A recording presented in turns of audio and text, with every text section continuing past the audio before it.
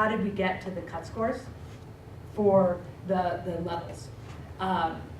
It was 2 years ago, we had faculty and teachers, high school teachers and college faculty, spend a week together looking at the Common Core standards, looking at the design specs for the assessment, and writing statements, detailed statements of what a student would have to know and be able to do to score at level 4, 3, 2, 1 across the different content areas of the assessment.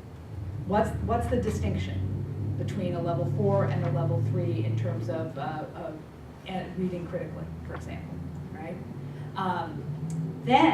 So those are very helpful to higher ed because they read like they can use it like a course prereq list and say, okay, if a student has this, which course in my career, where would we plot them in our curriculum? Then we had another group of faculty in a multi-part process. We had an online panel where we could have, we had thousands of people participate, mostly teachers, and then we had a week-long in-person. They sat in the in-person, folks sat with a set of assessment questions ordered by difficulty and those achievement level descriptors, very important. And they determined which questions they thought best demarcated between each level. So it was very much, and then they talk about it. And when they were disagreeing, they'd go back to the achievement level descriptors. It was very much based in the content of the assessment and in the content of the Common Core. So important to understand that these weren't sort of arbitrary, they weren't set so that the numbers would fall out a certain way. It was very much based in the content. So if you were to pull people together to look at, well, what is level 2, what can those, which kinds of career programs in Connecticut are those students ready for in terms of math and English, they could go through and look at that set of test questions, where those lines were drawn, and really base it in the content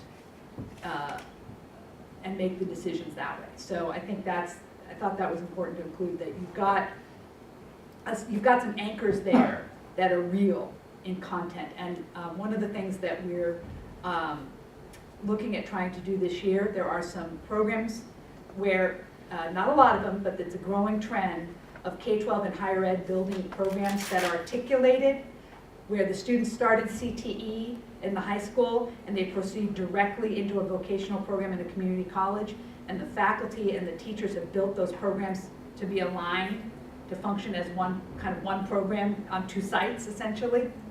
We want to try this out with some of those teachers and faculty, because they've already worked together to do this alignment, and see if they go through this process as kind of a proof of concept to see how it works, and whether they could come to some agreements in different career fields of, well, we think it's 3 for architectural drafting, we think it's 2 for welding, that sort of thing.